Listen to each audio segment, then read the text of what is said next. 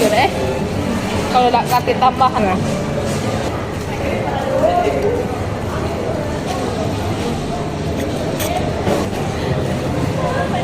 Bebekan.